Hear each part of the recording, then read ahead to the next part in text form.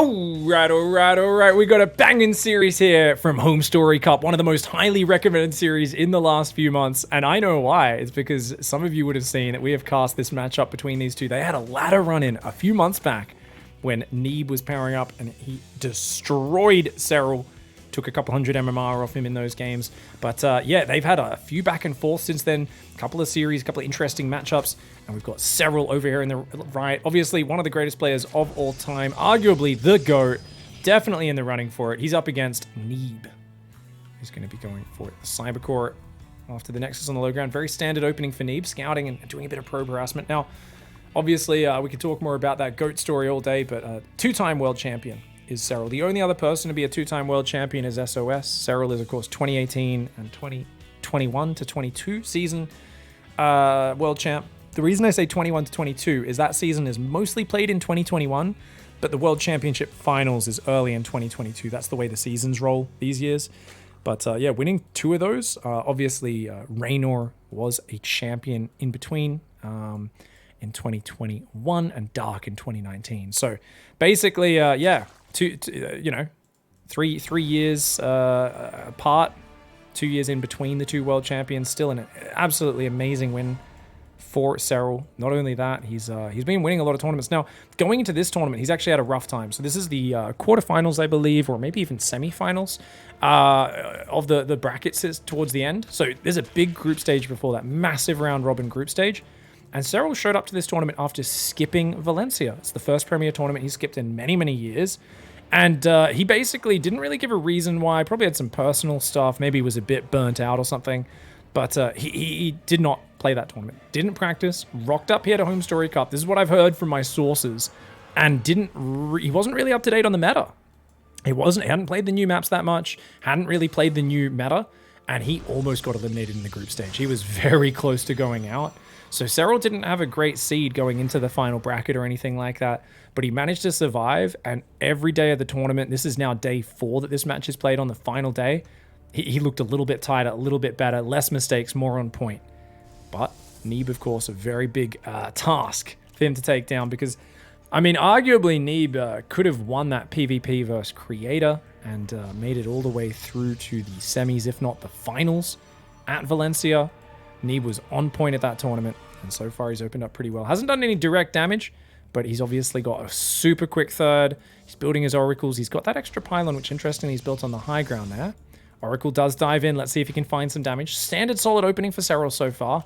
Exactly what you'd expect, and you can see the Oracle's just going to camp there on the lava. Now, you can focus the lava down with 2 Oracle shots, or you could wait for the drone to pop and then steer on in there. But the queens come down. Look at this. Drone pops. Already 2 queens there. 2 queens in the main, and a spore, and a queen in the natural. Serral's a guy who doesn't take any risks. There's some really gambly Zergs who will sometimes just skip spores and try to defend with just a couple queens. Serral is the guy who will accept, I'm a little down on workers, but you're not going to get anything done versus me. So if Neeb can somehow find a way to get a couple of drones, that would actually be almost a surprise against the way Serral plays this. Oh, there we go. Oh, quick spore trick there, but the Oracles still get 1, 2, 3, 4, 5, 6. Oh my god. They're not playing on Gameheart. Just realized, guys, they did not host this on Gameheart, but 7 drones. Well, up 10 workers, 3rd base finished. And he's going charging +1. Oh, okay, you guys know I'm very passionate about charge openings. Now, I've talked a lot about how charge is very, very good. It's not solid. Blink is really solid because you can defend just about any Zerg push. But aggressively, the Zealots hit way harder. They're way more cost efficient. And that's what makes it so darned powerful, because these Zealots hit like a brick shithouse. Now, I do a mass Zealot style, as does Hero. He's the one who inspired me, where we get very late double forge, which means we don't have +1. And the problem with that is you don't kill Zerglings as efficiently as you should. If you have an extra attack upgrade versus their armor upgrades, which basically just means if you have +1, because top Zergs never get carapace in this matchup, not early on anyway, then you will 2-shot the Zerglings rather than 3-shot them. Plus 33% efficiency for those Zealots versus Zerglings.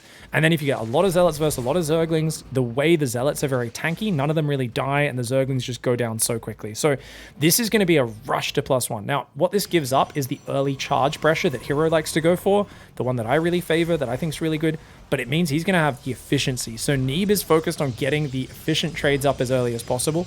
And that's very important because there is a lot of Zerglings building. Quick melee. Ooh, Oracles come in and get a few more drones. Up to 9 workers killed. Both Oracles are still alive, but you don't want to lose them.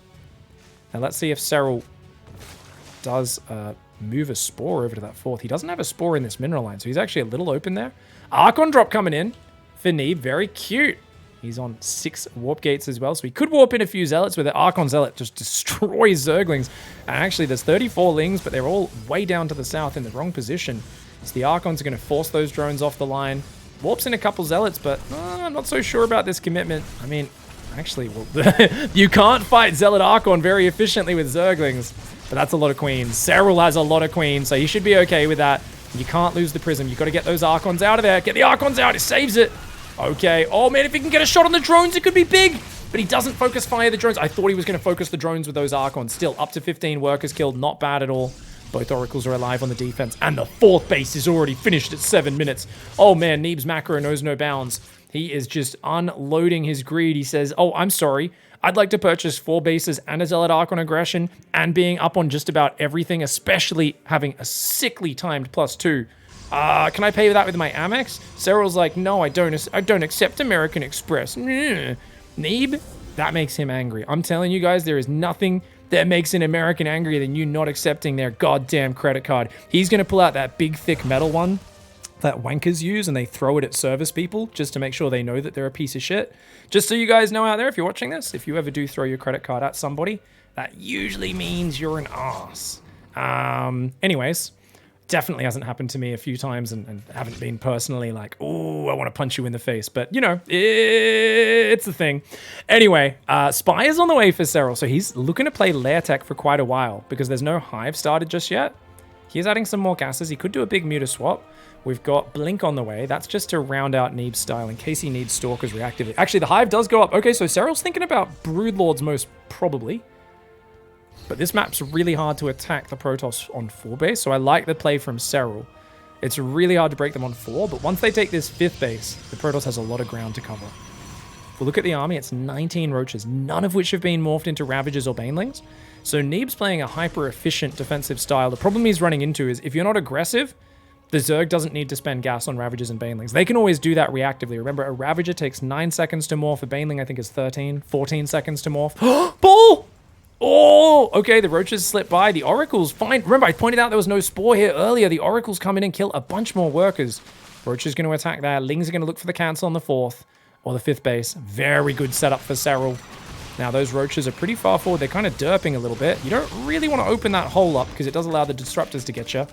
And the Zerglings with +2 will deny the 5th base. As I said, this 5th base, this is where the damage can happen. You got to watch out for that. Prism is on the right side. Up to 9 gateways is Neeb. He's got +2 attack, but remember, +2 melee is done as well. Interestingly, Serral's not opting for any Baneling drops or anything like that. He's like, nope, just focus on getting the Broodlords up as quick as possible. Great Aspire starting at 9 minutes. Adrenal, +3 melee. He's even adding +1 range on a second Evo chamber. Banelings are being added in. Corruptors already. Oh, okay. I mean, Neeb doesn't have Storm. And if he doesn't push pre-Broodlord, he's in a lot of trouble. But he's maxed, so he should really be pushing. And right now, his army is so much better than Serral's, but he's got to go do something now. If the Broodlords come out, Disruptors are going to be near worthless versus 8 Broodlord army. You want Psystorm and stuff. I mean, there's so many Archons. Interestingly, he hasn't made Plasma Shields or a second Forge. A mass Archon army benefits very much so from those Plasma Shield upgrades. He's trying to catch these Zerglings. I don't know if Neeb realizes just how urgent it is that he gets across the map. These Zerglings are going to come out. Serral runs away. A few of them die. But overall, good moves. Oh, balls in the open! Balls in the open! Serral gets 3 of Neeb's Disruptors down. Very nicely done. The Archon's trying to warp back here. Oh, really good Archon Prism Micro. Dude, he only lost 1 Archon there. He does lose 3 Disruptors, but now he's going to counter swing. Great Aspire is finishing, but the Broodlords have not morphed just yet. He's only got 3 Corruptors as well, and he didn't use them. He didn't use them yet to kill the Prism. Oh my god, he sent them down there, so I think he was looking for it, but he didn't find it. Archon Zealot on the bottom right. Archon Zealot on the top left. Broodlords are not here. He just lost a lot of Lings, Banes, and Roaches. Oh, man. Serral's in trouble. Bottom right base already falls. Army in the top left. No real attack angle on it. There's only 1 Disruptor, but my god, the Archon count, the Zealot count is just out of this world. 3 Broodlords are morphing in the back. But dude, that's hard to take the fight against. I think the Zealot Archon should just keep attacking. I don't think Serral can defend both sides at once, but Neeb, he lets the base survive and pulls back. Is Neeb being too cautious? I think there's a very good argument for the answer being yes. He's also not able to clear the creep with no detection on that right side. The Oracles are looking a little exposed out here. The fact that they've both survived this long is impressive in of itself. The Warp Prism's still alive, so I wouldn't mind Neeb sending that in the main. He's going to try and bypass this, but guys, there's 3 Broodlords out, 5 Corruptors are about to pop, which means more Broodlords will be morphing. If Serral can survive to like 7, 8 Broodlords, then I think suddenly he becomes okay in his position. Banelings can deal with the Zealots quite well, plus 2 Zealots coming in. The Archon army on the right, a couple Broodlords are there. The Banelings do get some hits, but oh, Disruptor is dodged for the most part. Serral's kind of trapped up against this Archon ball though, and he does drop some Biles and falls back. Zealots are up in the third base, doing a bit of damage. Banelings clean it up. Oracles on the left, not really doing much. The Archons are getting jumped on. The Broodlings are starting to siege forward, but he's got to be careful of that blink forward. Here comes the blink. Neeb gets 1. Can he get a second? Yes, number 2, number 3, and he was about to take out the 4th and the 5th, and Neeb, I kept thinking he was missing his timing, but it turns out patience and understanding when the kill timing exists is just there. Perfect knowledge for Neeb on when and where to strike. I'm like, he's being too cautious. Neeb's like, shut up, mate. Throws the credit card. It literally smacks me in the eye, and I have to whimper off into the corner and accept his payment, or I'll lose my job. Serral losing map 1. Well played, Neeb. All right, I thought he was actually defending fantastically, but even with that really quick Great Aspire, we see that I guess he just overextended on that aggression, catching the Disruptors out, right? The Disruptors still landed some shots on him. 2 of them got off and hit some units, but then it was the Prism juggling those Archons backwards. It felt like there's this thing with Zerg where if you run forward on a Protoss player and try to kill their stuff, it's actually really fascinating because, well, basically the Archon splash becomes massive. Like if you focus the Archons down, you can just kill them really quickly and the Protoss gets almost no value. And you're like, what the hell? As the Protoss, like the Protoss is mad. But then there's times like that where they keep juggling the Archons back before they die and you lose so many units because your units are so clumped up trying to jump on them and you kill almost nothing. So he lost a lot of Roaches there, did Serral. And then I guess he was a little light on maybe the Ravagers. Obviously, he was trying to save gas for the Banelings. Also, we've got to point out, Neeb did great with his Oracles. He got about 10, 12 workers killed early on. The Archon Zealot denied a lot of mining in the main. And just Neeb's economy was... it wasn't massive game-ending damage compared to a lot of games, but you have to factor in that Neeb's economy was completely unmolested the entire game. So Neeb had a very greedy build, good Oracle damage, warped in, what, 5, 6 Zealots and two Archons, and did big damage in the main. Killed a lot of Lings, killed another 5 drones, you know, delayed a lot of mining time. And he already had a 4th base up and fully saturated. And even though his 5th got cancelled, that was not that big a deal, right? It really didn't change the course of that game very much. So I actually think if I was in Serral's shoes, there'd be 2 things I'm thinking about. Number 1, defend the Oracles a little bit better. Be careful not to group all your queens. You know, always keep a good spread on your queens is really important. Sometimes you're tempted to clump the queens, so like the Oracles fly in and you like do super sick damage. The problem is if they fly to another base, you've got 3 queens in 1 base. They're going to punish you for that. The other thing that I would focus on as Serral is disruption. I'd probably be looking for something like, hey, let's try and cancel the 3rd base. He went straight Zealot Archon. He didn't have any Stalkers, so I could do a Queen Walk is an option. I know that doesn't sound like a very common thing, but Queen Walk, Nidus, the German Taxi. That's where you make 2 Dropper-Lords and bring 6, 7 Queens across the map. Anything like that, just a big Roach Ravager Ling push off, you know, 35 to 50 drones could absolutely kill a build like the last game. Now, I think Neeb will go back to Stalkers after that. I think he's like, hey, surprised you with the Zealot Archon. Super greedy on the big defensive map. I think he's going to play a more standard Oracle into Stalker style. Oracle into Stalker style. Grade A commentary from Pig. Sorry, guys. The Twilight Council is down, so he's going to go Glaive Adepts or Archons. The 2DT into Archon build is pretty popular. Oh no, Neeb messed up his Pylon, guys. And his Cybercore. Oh no, this is really bad building placement for Neeb. So he has to wall off with a Pylon or a Shield Battery here, I believe. Because he can't fit a 3x3 building unless he does a full wall off, which I very much doubt he's going to be doing.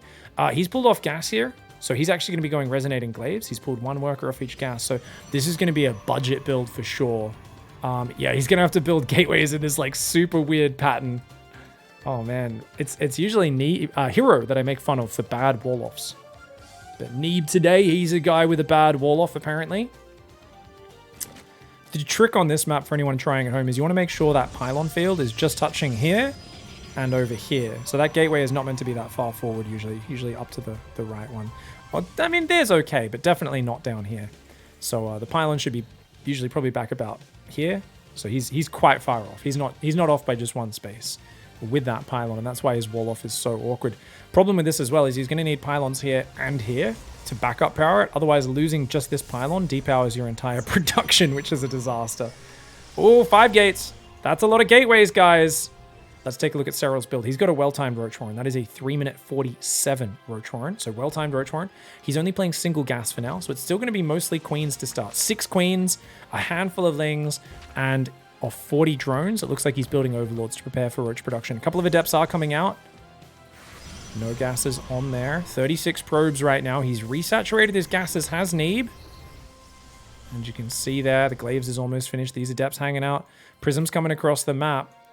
That's another Zergling there. Serral still has a Ling on each base. I like that discipline. He didn't F2 home. Leaves a few units, making sure that's not happening.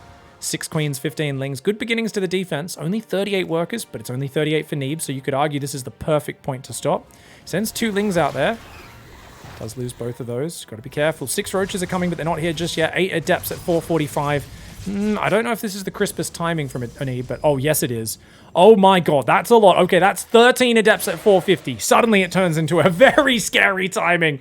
Oh, the roaches are popping right on top. He's trying to build spines. Emergency spine crawlers.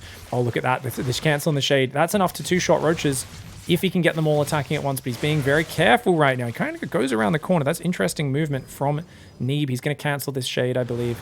And he does, yeah. He's just trying to gather up his forces. He's adding some more gas, some more pylons here as he's slightly supply blocked. That's too many adepts. He cannot win this fight. This is a good engagement for Serral. Even pulling back, double transfusing. 1 queen goes down, a 2nd queen goes down. I mean, the adepts, they'll trade half decently. He's up 6 workers. You've got to keep in mind here that Serral's playing so safe that Neeb actually needs to focus on cost-efficient trades. Rather than having urgency, he actually just needs to focus on efficient trades. So far, Serral's winning the trades.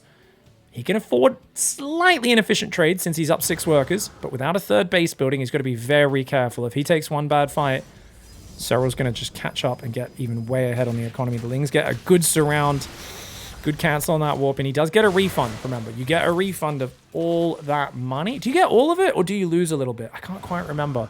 It says the same units lost, so I think he gets a full refund, whereas Exit's a 3/4 refund on those, I believe. So Zerg eggs are a bit more committed. You also, of course, lose the lava if you cancel an egg. Adept's coming in here and does take out the Zergling. Looks like he will be able to defend quite well with this.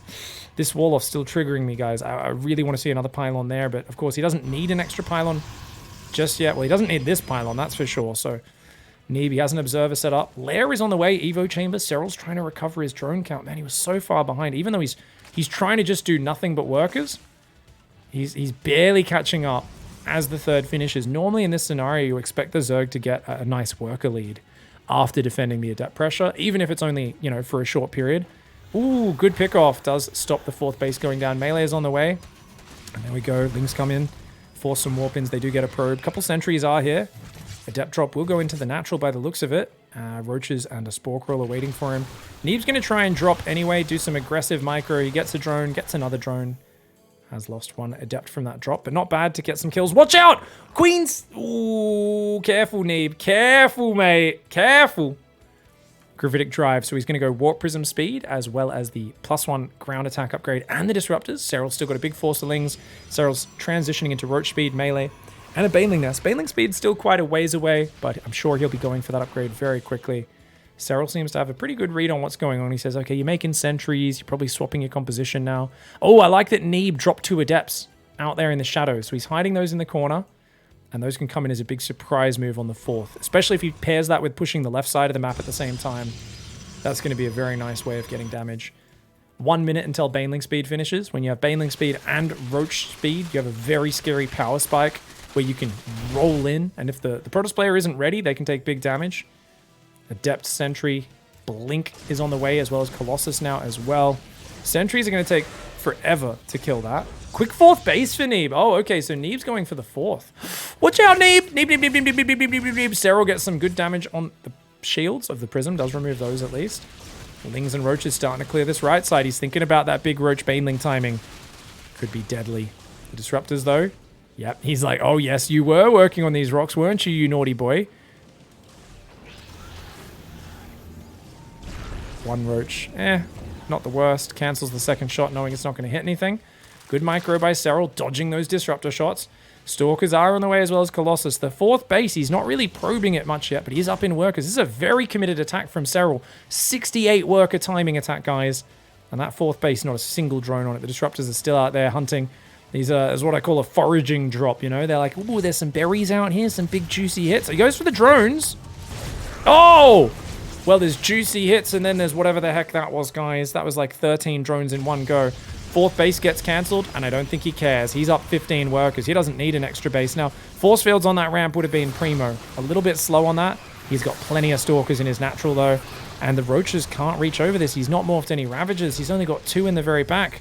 Serral's building 13 drones in a hive, but Serral may just have screwed the pooch, guys. He's so far behind economically. He's trying to drone the fourth, but feels like it's a little bit late. On the other hand, how do you ever win the game as Neeb? This army is not that good for pushing on creep. Stalker, Colossus, Disruptor, so good at defending. Does he try to just do a max Stalker push or no? Disruptor goes down for free. Serral there, disciplined. Doesn't panic, doesn't blink twice. Just commits to it. Oh, and this Observer's misplaced, guys. Neeb doesn't know about the hive. He should actually shuffle that to the side, because seeing that the hive is on the way is actually a very, very important thing. Because you want to hit before Viper's around. If he gets like 2-3 Vipers, he can just abduct every Colossus and Disruptor. And then bam, 12, 13 minutes in the game, you're like, oh, what's your army, Mr. Protoss player? Neeb's like, I have Stalkers. And you're like, what? He's like, I have 3 sentries too. They can make force fields. And you're like, wow, that was very intimidating. Oh, you're a very big, strong Protoss player, aren't you? It's not a good position is what I'm getting at. It was suck. Stalker sentry, it's a good composition to support Colossus Disruptor. But Viper's hard counter this army, unless he can get his High Templar up to block it. And he does have a Templar Archives on the way. The Adept drop really distracting Serral. Neeb could push that right side. Hive's finished. He knows about it. Vipers are starting, but he's already got High Templar on the way. I don't think he's even going to leave them as High Templar. I think he just doesn't Archon push right now, knowing that Vipers won't be out with energy in time. Creep spread is amazing for Serral, but Serral's not got a bank. He's down on army supply. He's basically got to make these Baneling connections super worth it. A couple more gateways coming in. He's only at 8 gateways, so he's going to go up to 11 gates. Just getting a few more of those. Prism on the left side still trying to do some stuff. I love this wall off over here. Even though there's no cannons, still doing pretty well. Neeb's being a bit hesitant. And that means the Vipers are out, guys. Where are they? There we go. Vipers going to the right side. They're going to both suck on this hatchery. They lick the hatchery and get some energy out of it. Do take away a few of its hit points. Ultra Caverns on the way. Carapace, Adrenal Glands. Ultralisks also counter everything in this army because there's no Immortals. There's only a single Robo as well, so we can't build Immortals very quickly, which is a big issue. Storm, Stalkers, Colossus, Disruptors, none of that particularly effective versus those Ultras. Now, these Adepts ain't going to do too much. Good cancel on the Shade. At least he doesn't just shade into the clutches of the Zerglings, but they are going to get wiped off the map, these Adepts are. So shading them away now, realizing, okay, I really don't want too many Adepts in this army. He's still got 4. Baneling drop comes in. Woo! Oh, Shizzle Fizz, guys. Oh, double prong, Baneling drop. In and out. The Baneling climbs back in the Sphincter and says, pops back out, gets one last probe there as well. My God, 33 probes. And suddenly this game's turned around. Neeb with the massive income advantage suddenly has some real-time pressure on him. He's got Storm, Disruptors, and Colossus. He has an absolute army. I mean, I think I once called this the Splashgasm composition because Storm, Colossus, Disruptors all landing. Bio, Zerg units, they do not like this. Ultras don't care too much. They're very big and tanky. They don't mind. But all these small units are going to be in a bit of a rough spot. Oh, abducts. He gets the Colossus, eats some big Psy Storms. Oh, some decent Disruptor shots go out. The force fields try to land. There's one Disruptor left. If it can throw a big ball, it could do a big bit of damage. The Roaches gets a few of them, not that many. Overall, I think pretty decent trades for Serral. But big Zealot counterattack still comes in. Remember that Neeb was building a bank for a long time earlier in this game, but he's only back up to 57 workers. Serral has the healthier economy. If Serral can stabilize and deflect this counter swing, he should be in good position. Archon, Stalker, High Templar coming through the middle. Is he going to rebuild for Storm Energy, or is he trying to shove for the win? The creep spread is so important for Serral. He's got an Overseer in the main for the last 5 minutes. He's got Roach Ravage chasing down the Zealots. He's got Ultra Ling Bane Viper. +3 melee is on the way. Those Vipers, they're still alive. Both Vipers are still alive. Oh, that's huge. Vipers make Ultras such a good composition in this scenario because you can Blinding Cloud their whole army and it just does nothing. There's no Immortals building, which tells us that, of course, Neeb does not realize what he's up against. He's like, oh, it's Ravager, Lingbane, Viper. Maybe you'll go Broodlords. Maybe you'll go Lurkers. Which one will it be? Well, Serral, the big boy, the big brain boy, is getting some steroids there, some anabolic synthesis for his Ultras. He's just getting them on the those nice, lovely PEDs. Gonna give them the want to pump up, thicken the blood, you know?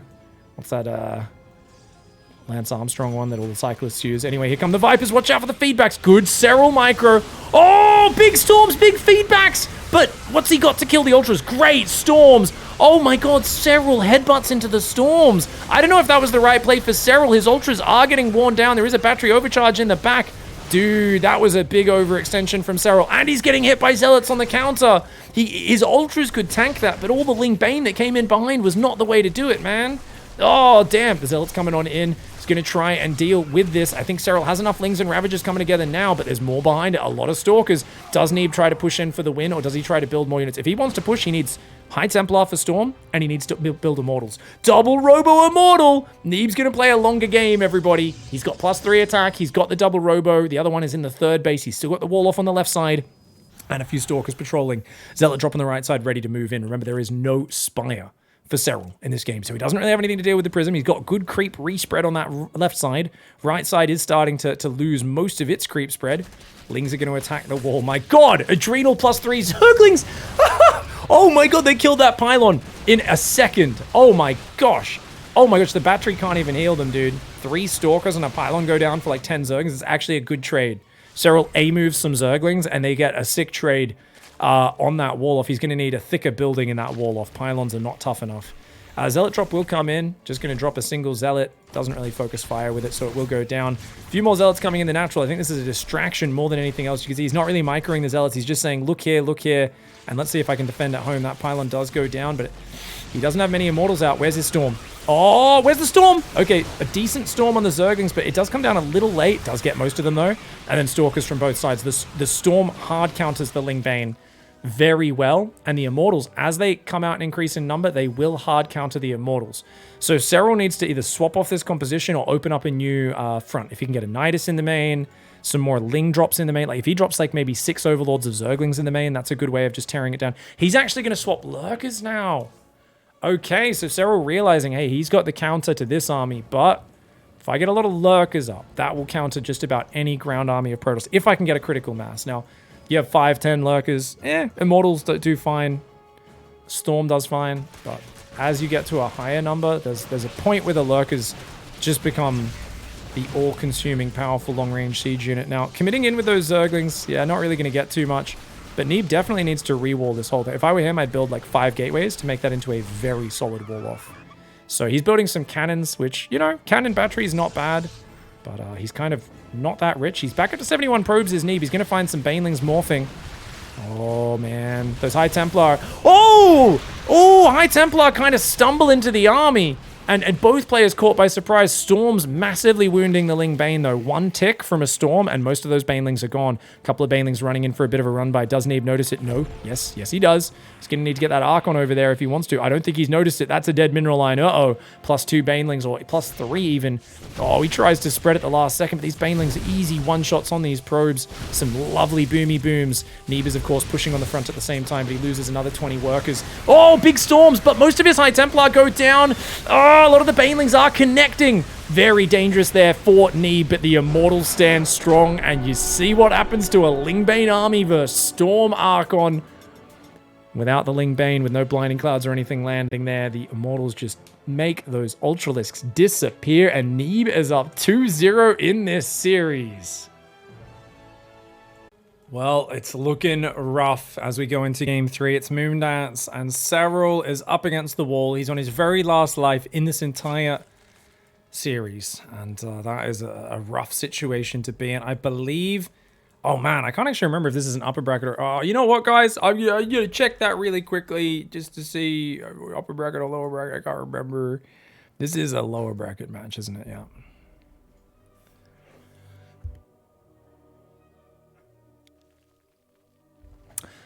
All right, guys. Well, things are looking rough. They are looking very rough here for Serral. He's down to his very last life. And this is the lower bracket already of the Home Story Cup. Remember, I told you guys he was not getting a good seed going into the bracket because he barely made it out of groups. And here he is, man, now up against Neeb, who's been playing an exceptional game of StarCraft. He's looked very, very clean and precise. And I'm getting vibes of Neeb. He's playing like he did back in 2016. 2017, he won Kesper Cup. He was the first player since, I believe it was Gur, won a StarCraft tournament in Korea in 2001, was the first non-Korean to win a tournament. And then there was a casual 15-year break until Neeb won Kesper Cup 2016. He then went on to win 3 out of 4 WCS tournaments in 2017, only dropping Valencia that year. And yeah, it was, his PvZ was unstoppable. I used to, when I was learning Protoss, it was almost purely off copying Neeb's builds. Occasionally Showtimes as well. But Neeb was just on another level of like detail, and his ability to exert pressure onto a Zerg while getting ahead behind it economically. It felt unfair, and people just could not handle his adepts and all of that sort of stuff. We've got a front hatchery already being forced for Serral. A lot of people do like to take advantage of that with a Glaive Adept build. So wouldn't be too wild for Neeb to do that. I didn't see if he pulled guys off minerals onto the gas at all, but we'll see. Maybe he does that with the second one. And he's going to actually drop a chrono on the probes nice and early there. You can see the pylon finishes just as he would be supply blocked. Beautiful play. All right, does start Warp Gate, but he could still cancel that. The Overlord of Serral, he sees Warp Gate spinning and then immediately runs away. That's interesting. You think he'd hang around a little bit longer, but I think he wants to make sure the Overlord gets to the back so we can see if that third base gets taken. Twilight Council about to go down here in this main base. You can see he wants to pull a worker off gas to do it. Oh, we're seeing the NA special. He's going to 3-gate. He's going to drop 2 gateways. No. Oh, his Stargate's just late. Oh. That's a really late Stargate. He could have dropped that quite a few seconds early. I guess he's focusing on probe production. And he's going to chrono 2 Adepts out. So, okay. So he wants to go for a quick double Adept pressure. Third Adept is already queued up as well. That's why he was so short of money. Now, the aim with this plan is he wants to hide 2 Oracles, if possible. And he wants Serral to think that it's an Adept pressure coming his way. So here we go. Already 2 Adepts coming his way. He wants Serral to think it's like a Twilight Robo build. Stargate into second and third gateway. Interesting play from Neeb. He's going to think about diving that base, but the Queen is out front. Zergling's ready to block as well. Gets a Zergling. Oh, could have got a second one, but gets a drone, gets another drone. Oh, good damage here. Neeb's getting some good damage. This is a rough start for Serral. This is a very rough start for Serral. He's losing a few more lings as well, and another drone. Serral. Oh my lord, he's taking a lot of damage, but the Adept is YOLOing here. I think he should have pulled that one back there, as there's very little chance of him getting anything else. Gets another drone. Serral's down to 22 workers. Oh my god, Serral's dead. Oh, the Adept's caught out though. The Adept's caught. He needs to get that back. Oh no, Neeb, what are you doing? Oh no! Wall off, wall off, wall off, Neeb. You need to wall off right now. Neeb throwing that Adept away. He forgot to change his rally point. Wall off. Wall off your base, Neeb. What are you doing? You're up so far in workers. Uh-oh. Neeb, he's taking a third base. His Oracle is out. Serral, for some reason, not probing the wall despite just killing 3 Adepts. Big misstep for Serral there. And Serral, yes, he was on 22 workers for a minute. 10 more workers pop out. He's back up to close to even. This should be playable, but he can't afford to take any more damage after that. It's a dangerous spot, that free third in the back. Very powerful there for Neeb. First Oracle comes in, grabs a drone. He already got one drone. You can see its little carcass starting to disappear there. Goes into the main. The Queen's pushing back. I wouldn't mind him going after the lava. It's a free drone. Very nice. Oh, the Spore Trick from Serral is lit. 3 Queens are in position. They'll be able to defend that, especially with Zerglings popping out. Good cancel by Neeb. He's got a second Oracle coming in. Spore Crawler does get cancelled. These Oracles should probably go around and head for the main base. Adepts are just chilling for now. It's 3-gate. He's getting a third Oracle. There's 6 Adepts out, but they don't actually have any upgrades. Oh, so Neeb's planning an Adept pressure. He's actually planning an Adept Oracle attack, hoping to catch Serral off guard. Oh, so he's going to go with like 9 Adepts. I think he's going to wait for 2 more Warpins here. probably needs to make sure his wall off is up, but Serral doesn't have any vision.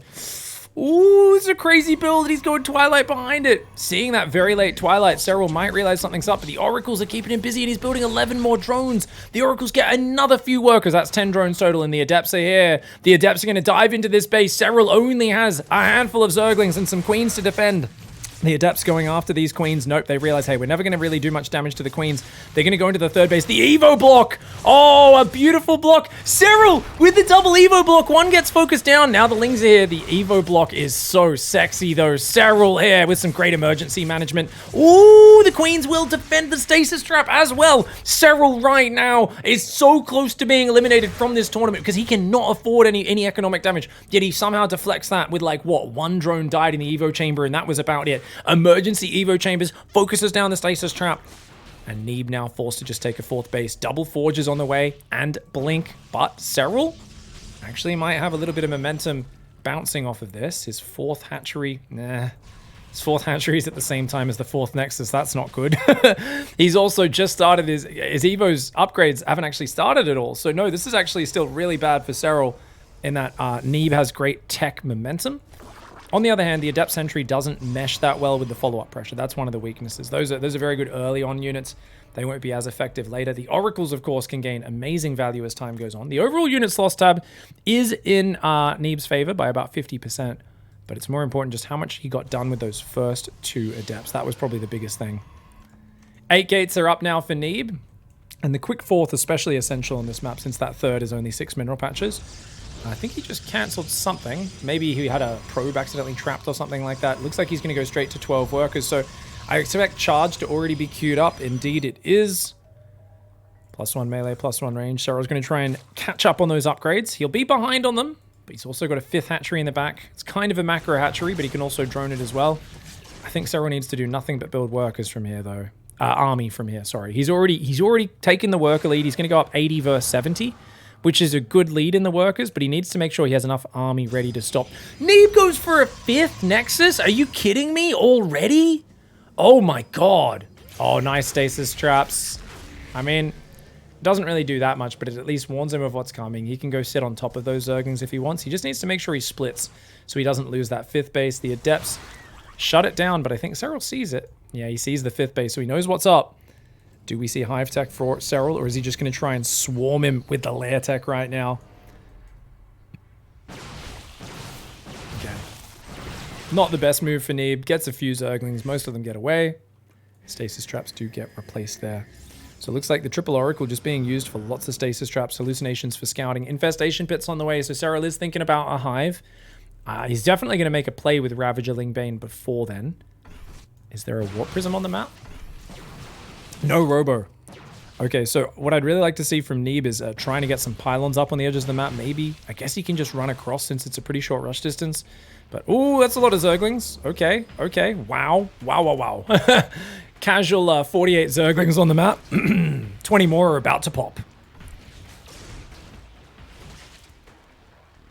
No Ravagers just yet. Saving the gas for mass Baneling. Baneling speed is done. Neeb finds the army. Oh... Okay, Neeb, gotta be careful, mate. What's a Lingbane? The Roachling surround! Oh, Serral with a 6 surround catches him. Was not expecting that one. The Oracles are doing really good damage to the Lingbane. The Stalker's trying to get out of there. Can they get out? The Oracles don't have that much energy, though, and the army running away from those Oracles, meaning they can't just stand and fight. Okay, this base looks like it might be falling. The Stalkers, though, there's a good number of them, and they can start blinking back to the left side. This is going to become inefficient army versus army for Serral. Gets a couple probes, but not too many. Oh my god, Adepts are diving in. Zealots diving in on the counterattack. Serral's going ham. He finds the Queens in the middle. The Zealots are just going absolutely wild. Zerglings on top of those Adepts, so those will go down. Remember, there's no Glaives upgrade there. But oh my lord, this Zealot counterattacks are out of this world. Remember, he's got 12 gateways. He's also got his 2-2 almost finished. 1-1 upgrades are here. The Adepts not being focus fired right now, but they will still be able to take out 1 or 2 roaches that are popping. What great backstab play here for Neeb. Realizing, hey, if you've got a pack of Banelings, having 20-30 Zealots in the fight doesn't do a lot. But if those Zealots run into all your bases at once, that is amazing. Somehow, though, Serral has only lost 20 drones in this game. He lost 10 or 11 of those earlier. So in the midst of all that, he was so good at running his workers. He only lost about 10 workers. Neeb only lost a couple workers on his 5th base as well. But Neeb now going +3 armor. +3 attack, sorry, and +1 plasma shields. So he's preparing for a potential Archon swap. The Stalkers are already very fantastic units here. I think he's got to keep the creep back, though. And this creep is actually Serral's absolute just game changer. Because he's even pooping creep with Overlord. So he's like, hey, you can't expand without me seeing where you do it. And he's going for Lurkers. Ooh, Neeb needs to get some movement going. He needs to do it soon. He's building a crazy work account.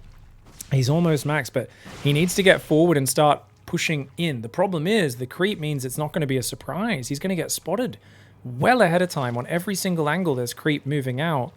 And yeah, the Mass Roach with Banelings backing it up against the Zealots can be very effective against a Zealot-focused army. He's building his first Robo right now. But dude, those Lurkers are going to be coming out real soon. The Lurker Den only now starting. He could go double Lurker Den, could Serral, if he really wants to speed things along. He is down 12 workers. Now, you might be looking at this and going, oh, isn't this good for Protoss? Now, if Protoss has got Storm, Archons, Immortals, Colossus, they're building all those technical advanced units. He's going carriers, anything like that, then it's terrible for Zerg. But in this scenario, it's mostly Zealot Stalker. It's a very low-tier Protoss army, and the Roach Baneling can be incredibly efficient in these scenarios. Nice! Stasis Trap catches those Banelings. Archon does go down. Oh, don't go back to mining, probes. Oh, the probes go back to mining way too early, but he gets them out of there somehow. He gets them out of there. The Zealot Stalker jumping on top of these roaches. Neeb doesn't lose a single worker, deflects the attack, but there are still more Lings and Banes about to come out of the stasis traps, so he pulls back to deal with that. The Roachling tries to come in to distract. The Banelings on the top side, will they get out? Oh my god, he's gonna get in the mineral line! Oh, Serral! Oh my god, he only gets a single probe! He wasn't watching, and Neeb spreads the probes at the last second. He loses one worker. The +2 Baneling could have killed like 30 probes. If he didn't spread it all, that Baneling could have killed so many probes. It was 2 mineral lines stacked on one. But instead, Neeb defends the wave with just beautiful play and somehow doesn't lose any economy. He's got to take a new base. He's going to go for that top right. He's still really unable to get rid of the creep. He's bringing observers out now, which he desperately needs. Oracle's thinking about doing some run bys. Queens are in position, though. And more Archons are being made. +1 shields is done. And now the +3 weapons is about to finish for Neeb as well. Neeb can get more armor upgrades, more plasma shields. It's going to make his Archons a lot stronger. The Lurker transition hasn't really happened yet. He's going for Hydra upgrades, Lurker upgrades, melee, Carapace, Adrenal. I think Serral might be splitting his focus across too many different sectors when right now he needs Lurkers desperately. He's getting surrounded here, but does pull back. Good pullback by Serral. The Banelings. Oh, Banelings clear the Zealots on both sides. Okay, Neeb might be getting ahead of himself. He's chasing him down. Neeb getting a little bit excited here. He feels that patriotism. He can hear the Star-Spangled Banner playing in the background. He can hear the sound of it. But because of that, he gets a bit excited, and he may try to eat this hot dog too quickly. And Serral, man, he's a Finnish one. His people have a history of fighting ridiculously outmatched wars against superior opponents, and Neeb is going to need more than that to finish him off. The Lurkerlings scrambling together to defend. He's only got a couple Lurkers, but even just one in a base makes it very hard for the Zealots to engage against that splash damage. The Stalkers and the Zealots here trying to pull back on the left side. Big Lings around. Oh, that's a lot of Stalkers going down. When Stalkers get surrounded by Lings, you really get to see just how much the Lings hard counter them. That being said, Neeb has the top right base with a couple cannons up. Battery is trying to take the gases. He's trying to get Robos up and some Immortals. If he could add Psystorm. Yeah. Psystorm as well as +2 plasma shields on the way. But he's lost a lot of units there. So this is a hard transition and great move by Serral. +3 Adrenal Gland Zerglings. Watch the damage output. Look at how quickly that pylon says goodbye. Battery overcharge can't do jack against that.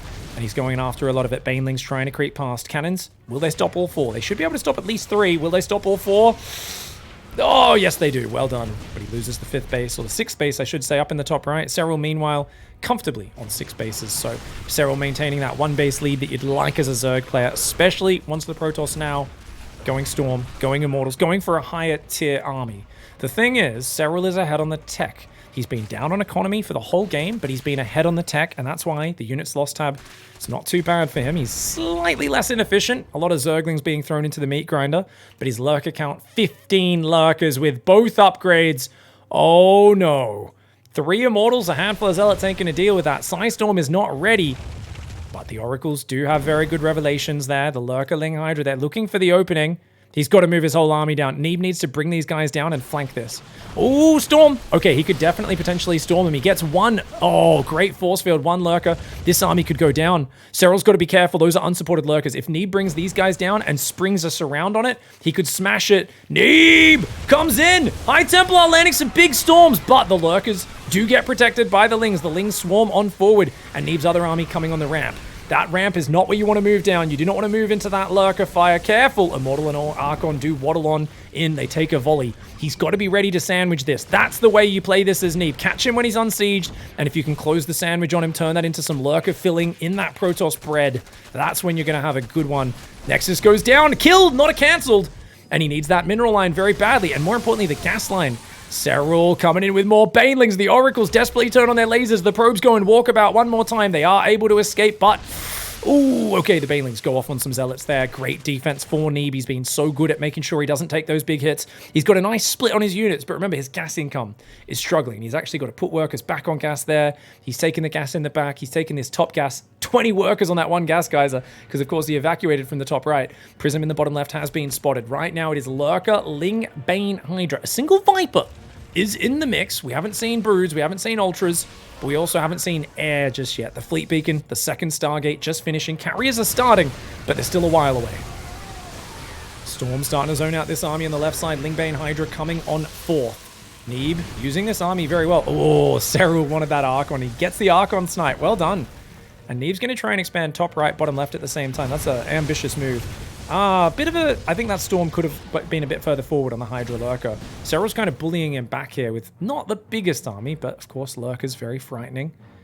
Great Aspire is now on the way. +3 Plasma Shields is building. He never really made +3 ground armor, but not the most important upgrade.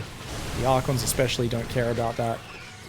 And 2 carriers are building at a time. +1 air weapons is on the way for Serral. He's definitely going to need to be going +2 and +3 because +3 carapace and +3 range are both on the way right now for Serral. So Serral will have the elite ground army, and I expect Pathogen Glands in that production tab at any moment. We expect him to be transitioning into Infestors, Vipers, Broodlords, and lots of Spore Crawlers, probably after the next big ground fight.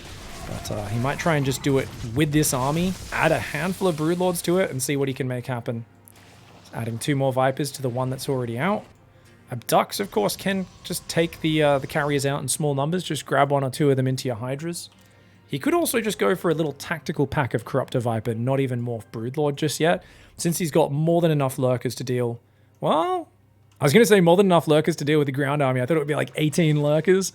Dark, we know that he always masses Lurkers. Oh, the Oracles finally go down. 16 kills on one of those. Don't know how many on the other, but those 3 Oracles from the early game have fallen. And instantly has to rebuild that, does Neeb, because that's some of his best detection.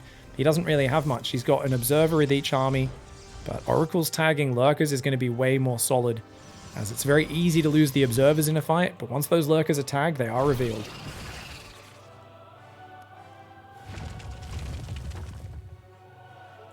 Warp Prism. Ah! That's the sound of the Warp Prism pilot. What can I say, guys? I disagree with some of the creative direction they went with the sound effects, so I just edited in myself.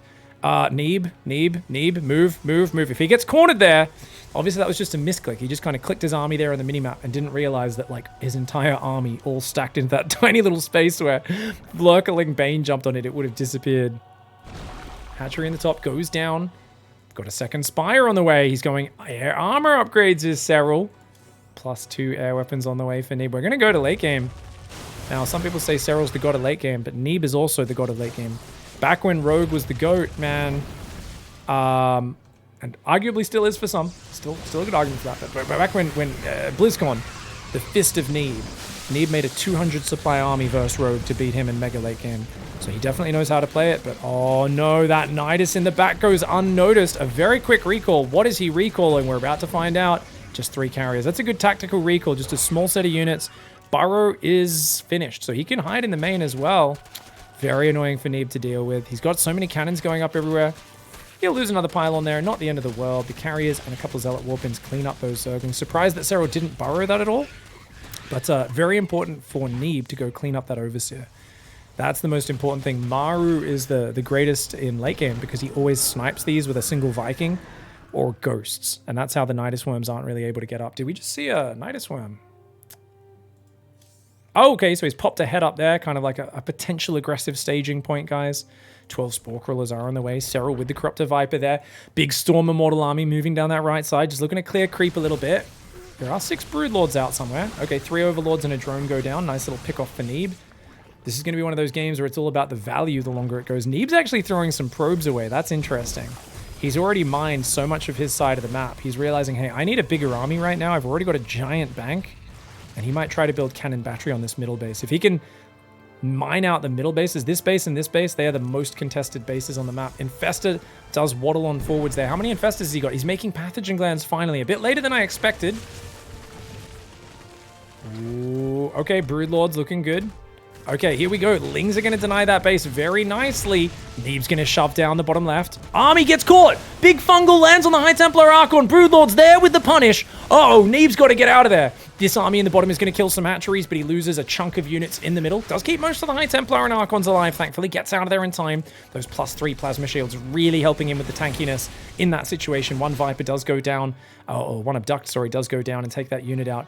Remember that you can only kill an Infestor with one shot from the feedback. Feedback will do 100 damage at maximum, and Vipers have 150, so they cannot die to the modern feedback.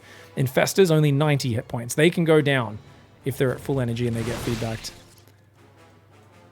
Broodlord's coming forward. The Spore Crawler control in the middle of the map is massive. 10 Lurkers, 12 Corruptors, 7 Broodlords, and it is a mostly ground army for Neeb. This is what's really interesting is Serral is playing Zerg. And in this scenario with Zerg, you are in a very hard position figuring out how much anti-air versus how much ground.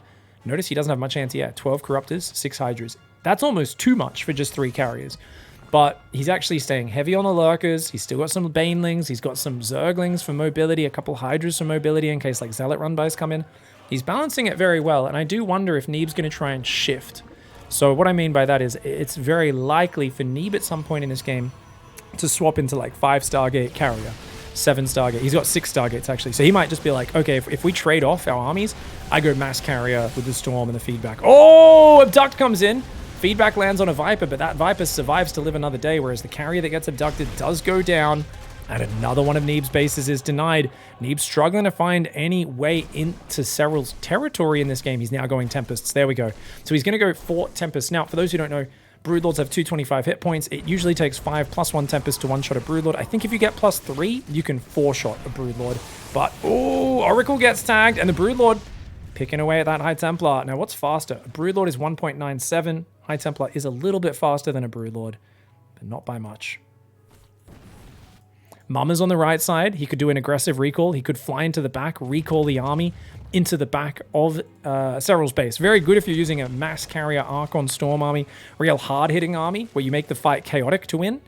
But it's not going to work well with Tempests. Tempests are a sniper unit. They're a long-range unit that is there. Oh, he's going to try and teleport on the army! On the army! Oh, big storms! Neeb with the combat recall, not into the back of the base, but on top of their army to flank it. That is sick. You could see that mothership riding alongside, and then you're like, oh my god, that's honestly like a road rage incident where you're driving, and then there's like this bogan-ass woman shouting out the back of her pickup truck, and she's just like, oh, you cut me off! And you're like, what? And then you see like her kid, she starts encouraging her kids to jump off the bloody tray at the back into the back of your car. Like it turns into a Mad Max scene, man. Mothership, oh, big fungals landing on everything. Big fungals, mothership goes down. Massive storms on the Corruptors, but most of them don't die. And the Broodlords comboing their attacks with the fungal, doing so much damage. This is Serral's favorite position in the game, remember. I'm joking, it's not his favorite, it's his best. He actually says he doesn't enjoy it because he finds it frustrating, very slow, it's hard to finish the opponent off, but he is better at it than anybody else. For somebody who says he doesn't like it, he's ridiculously good in these situations. Now, I said it's Neeb. Neeb's a god of late game as well. Neeb's being a little more efficient, but these Lurkers, a thorn in his side, man. There's still 6 of them left, and they're running around and denying his bases, and Serral with this like kind of scrappy composition, limping his way over towards the maxed out air upgrades, towards the Corruptor Broodlord Infestor focus, getting rid of the Lurkers just little by little, but he's finding great value for them. And unfortunately for Neeb, he's letting that Overseer just fly right on into spot for more Niduses. So Neeb, he's gonna move away from this base, which means I think it'll go down almost immediately. There's too much control here in the middle. Oh, here we go. Some feedbacks, maybe not bad on the Queens. One queen goes down. The Interceptor's pulling back. Fungal! Oh, good feedback, but okay, the Fungal lands, but only on them server. Good feedbacks. If your High Templar get caught there by Fungal, they will get destroyed by the Broodlords. The Overseer is in the back. I'd like to see the DTs come forwards. Yeah, this is a problem. Serral, I don't think he's even got anything loaded into it. I honestly don't think he does. But here we go. Army coming forward. Doesn't quite deny the base that time. We'll find out in a moment. Neeb is so focused on the front because it's so micro-intense. Nidus pops up. And Neeb needs to handle it. His DTs are not there right now. He sends them up finally.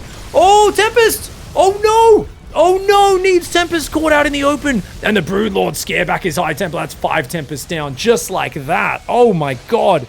Deadly trades. The Nidus destroy. We always talk about it, guys. I keep saying you have to get rid of the Overseer because otherwise this is a situation where the micro at the front demands 100% attention. If you let him keep Nidusing you, he's going to keep pulling your attention away and then jumping on you at the front. That's the play. That's what Serral's doing. Jump, distract you in the back, jump on the front, get a sick trade over and over again. Now, this army is actually still up here behind the wall of cannons. I did not realize that. Corruptor's coming forward. Only 57 probes for Neeb. Him and Serral both purposely trying to keep a big army and stay low on workers. Corruptors come forward. One of them does go down. He's up to 5 Tempests with 5 more on the way. Now, Tempests are the longest range unit in the game, guys. They do 14 anti-ground range, 14 anti-air, 10 anti-ground range. Their damage and hit points for their cost, so their raw stats, are absolute arse. And that's because they're long range units. Range is very powerful. They can chip away from far away. But if you put them in the middle of the shit, they will perform terribly. Neeb needs to make this slow, he needs to make this technical, and he needs to pick at the opponent over time.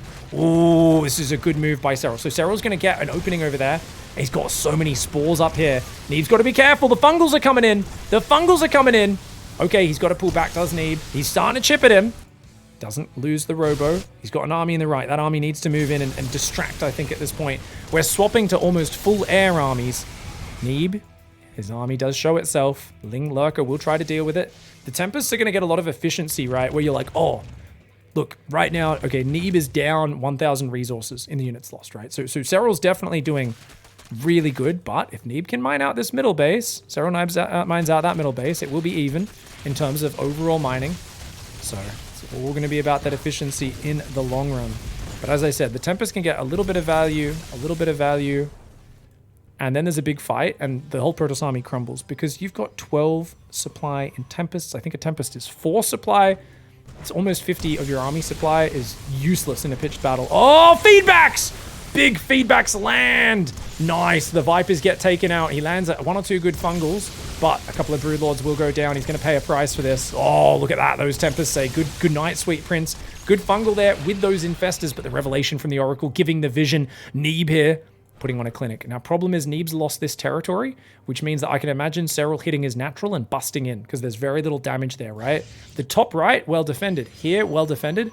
This base, well defended, but there's actually a way into the production which is relatively undefended right now. And that is an issue for Neeb if Serral finds that weakness and is able to take advantage of it. Right now, the bottom left base is being mined a bit. If Neeb can deny that, that's really big. If he can just send a few Zealots or DTs in there. Oh, Serral's going for it! Big Fungal catches the Tempest, Corruptors are on top. And the Ultras are going ham. Mothership throws down her Time Warp bubble, but does not get back over the top of all the cannons until a lot of those units are dead. Okay, somehow 4 High Templars survive there. The Ultras weren't able to capitalize. I don't know who won in that fight. Units Lost tab says it was actually Neeb. It looked very scary, but there wasn't enough Corruptors to capitalize. A lot of them went down. Keep in mind, 12 Corruptors have died this game for 8 Tempests. A very good trade, you'd think, for the Protoss player.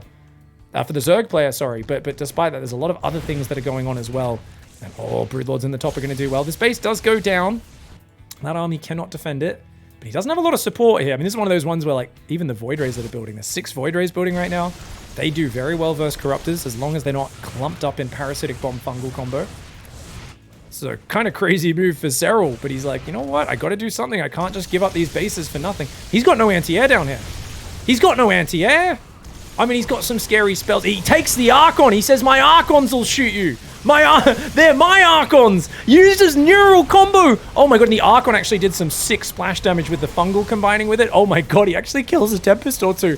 That was very surprising. I did not expect that to happen. The Corruptors are back now. The Corruptor Vipers are here. Serral's going to support himself with that. There is still an Overseer in the back, and man, he's got to get rid of that. It looks like he's finally sending the Void Rays. Neeb's been a bit tunnel visioned on the front, but he realizes, hey, that could cause me trouble later in this game. Get rid of it! And finally does. He's also got Veins, the F Veins upgrade, guys. Remember, if you guys are ever out there and you do encounter a Void Ray in your travels, if you do see Veins throbbing on the side of it, then that does mean it's a very fast and scary Void Ray. Watch out, watch out! Oh, Neeb. He's gonna get caught in the corner. Spine Crawler's moving forward. Serral wants to give a bit of henticle action there to his American opponent. Serral, remember, is fighting for his life, and his economy is really bad. Neeb can just... Actually, Neeb can just attack, right? As long as Neeb doesn't get completely wiped. I mean, he's got still a very Tempest-heavy army, which is why he can't just headbutt.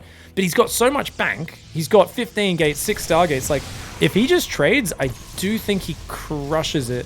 Where are his Void Rays right now? They're in the back. Okay. He's mining out that top right. If he can now take this base and this base, he's going to get even more of a money lead. Serral right now, he's still got a full base there. This base is mining pretty healthily. Everything else of his has been either killed or mined out. Income. Let's look at the income graph as well. Right now, Serral's mining a lot more minerals. But of course, way bigger bank for Neeb. Void Rays should be able to defend this base. They pop an Ultra. They want to get the other Ultra, but even with F Veins, they aren't able to see that. And uh-oh, Corruptors. Void Rays, run! Oh, okay, good recall. Does recall. I don't know where he recalled to. He does recall those Void Rays. The Ultras will be able to kill another Nexus there, creating yet again just more space. Oh, he recalled to his mama! He recalled to his mama. Mama said, Void Ray kids, get over here. Oh, and he's going to snipe all the tech. Look at that, mate. He says, okay, oh, but actually, does he have another recall available? Okay, does lose one Void Ray. Another Void Ray goes down. Parasitic Bomb. Where is the Parasitic Bomb, Serral? No, he's just going to use Abduct. He realizes he wouldn't be able to capitalize on the Parasitic Bomb. Oh, big storms. Oh my god, Serral hanging around a little bit too long. Does lose a few extra Corruptors there. And there's so many High Templar with those storms looking very scary. Ooh, okay. Serral's going to force him back. Maybe even grab the Nexus and get out of there. This army's very slow. More Void Rays building right now. So Neeb's on 5 Void Rays. He's going to build 6 more. And he doesn't realize that Serral is as poor as he is, of course. But that's such a good snipe, dude. Remember, Neeb's only got 29 probes. So even though he's got this giant bank, he's not really able to utilize the money advantage. These probes transferring through Ultras. Serral says, hey, wait a second. That's not allowed. That's an illegal maneuver. 2 of the probes do live to tell the tale. Ultra. I mean, let's look at the comp right now. Serral is still maxed. Both of them at 156, 154 army supply. 3 Ultras, 3 Lurkers, 11 Festers, 9 Broodlords. That's the anti-ground for Serral. He's got 3 Vipers, 22 Corruptors for the anti-air. Not that it's as simple as that, of course, but that is their main kind of goal. The air for Neeb, 2 Carriers, 8 Tempests, 8 Void Rays. His ground, 4 Immortals, 4 Archons. Of course, he's got those 6 High Templar. They can blanket storms and feedbacks like there's no tomorrow. I think you should actually probably have 8 High Templar, just because you're going to use so many feedbacks on all your spellcasters. Like, you need to be able to spam out these abilities. Oracle Revelation is very nice. Looking at this from Neeb's point of view, guys, you can see that vision. It's just so powerful. And he's already killed dozens of Spore Crawlers in this game. And he's building even more Void Rays in the back, trying to mass those up. He wants that big pitched battle where the Void Rays are all spread out. They're all fanned out, fighting the Corruptors head to head. And where the Zerg spells aren't that impactful. Likewise, he'd like to be dropping storms in the clump of Corruptors. But Serral, he's still got a Lurker there. He's going to use a Lurker plus maybe an Overseer. Yeah, pops the eyeball out of its head. A couple of Broodlords as well. They will slowly siege out this base, but it's mostly mined out of minerals. Neeb taking this Nexus. Still got some batteries down here. Serral's going to try and sneak a base in the bottom left as well. Serral, man, he just doesn't have much money to work with. This is all he can do, is chip away at the enemy bases and then basically wait for Neeb to make a mistake and do anything he can to hopefully get that mistake from him. He's just finished rebuilding his hive, so he can make more Vipers now if he wants them. He's still got 3 alive though, so probably doesn't need it just yet. Plus 3 air armor, the final upgrade being made for Neeb, and he's chrono boosting it as well. Ultras do breach the top right. Once again, clearing up the vision of Protoss. It feels much more oppressive as the Zerg when there's like cannons here, cannons here, cannons here. But the fact that Serral has this high ground as his outpost is still very good for him. Ooh.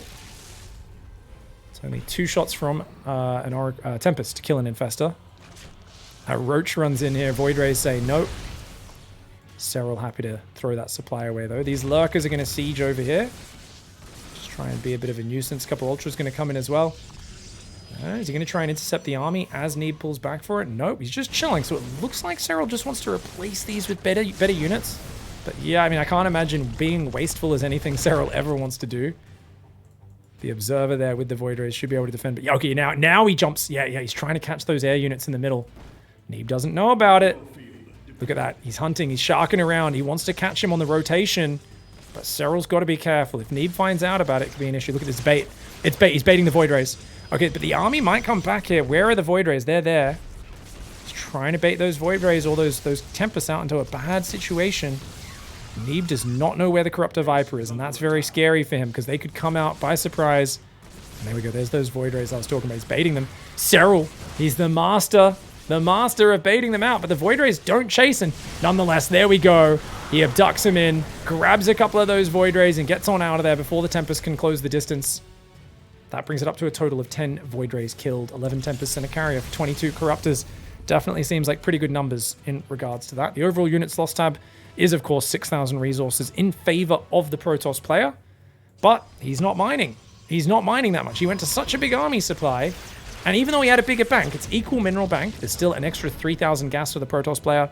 Is that going to be enough to really capitalize, though? Serral, he's running around with just little packs of lings, trying to find some efficiency, trying to find a way back into this game. And remember, even if he somehow drags his way back into this game and somehow finds a way to win it, it's still going to be very difficult because he's got to win 2 more games after this. Neeb, even if he loses this game, he's like, yeah, I get 2 more chances. This is such a rough position to be in as Serral right now. No more room for mistakes. DT warping. Will defend the Ultras. Nowhere to run, nowhere to hide. Oh, okay. Well, nope, that's factually incorrect, Pig. Yep, they can hide. Zerg units are able to hide, guys. And the Corruptor Viper, he's looking for it again. Look at the way he comes forward. Neeb doesn't know about it. Neeb doesn't know about it. Oh, the Tempest! The Tempest, he gets 1, 2, 3. A couple of those air units do go down for Serral, but he grabs 3 Tempests. Good value. Gets a Void Ray as well. Oh, the way Serral does that, he tries to poke here, and then in the gap in the vision in the middle, that's where he waits there and he sets up that trap. Nexus down here is up. This one here as well. Both are mining with the handful of remaining workers. These guys definitely need to transfer further down. And this is the last 2 bases for Serral up here. So Serral's got a few thousand resources on these bases. Neeb has quite a lot more resources on these 3, assuming he notices that Serral's down there and kills it at some point. But Serral's on 38 workers, Neeb on 30. Neeb transferring those workers. As we were talking about, he's going to take the casters down there as well. And units lost tab, 5,000 resources in the advantage for Neeb, despite those lovely little ambushes for Serral that are giving him some value. There's a lurker there. That will get taken out. There should be an observer in this army. Yeah. Sometimes it's hard to see, but there is one in there if we tab through those screens. Lurker just going to try and work off the shield batteries. Oh, the drones. Sneaky transfer. Sneaky transfer. He's going to try and mine the gas in the bottom left is Serral. Serral's like, dude, I've only got 1,000 gas there and 4,000 there. So he's got 5,000 gas on these 2 bases, but he's like, dude, there's 4,500 untouched gas in the corner, and he doesn't know about it. Neeb, the moment the drones transfer, is like, yeah, let's take this base. And Neeb's going to be like, oi! He should just send a single Void Ray or something to clean that up. Don't want to send the whole army, I don't think, because that will allow Serral to counter-push his natural and maybe pick off some reinforcements. But Neeb does send most of the army. Okay, he's going to just go for his Void Rays, and that should be a good way of doing it. Gets a few drones there. Serral not too happy about that, but look at this. He's got a big creep schlong in the middle of the map, and this gives you position. Remember, if he can attack in different areas from a protrusion, the spores that he can fall back on, he can look for those advantageous spells, because this gives him a lot of vision, and vision is everything in this matchup. Neeb needs to get those feedbacks. He needs to feedback these Infestors and Vipers. This is a great move by Serral to push Neeb's vision and territory back. Another Oracle could be going down there. Corruptors do take it out. Tempest coming forward. Watch out, Tempest. Where's the storm? Nice abduct. And watch out for the Fungals as well. The way Serral micros his spellcasters, the best in the world, man. He really is the best in the world with that careful defensive. He's like, hey, you step forward. I'm going to lock your army in place with Fungal. I'll abduct a few air units, pick them off, pull back. Just in and out. Very clean and precise movements. Going to try and rebuild this base. 7 Tempests only now. I still think that's a pretty good count.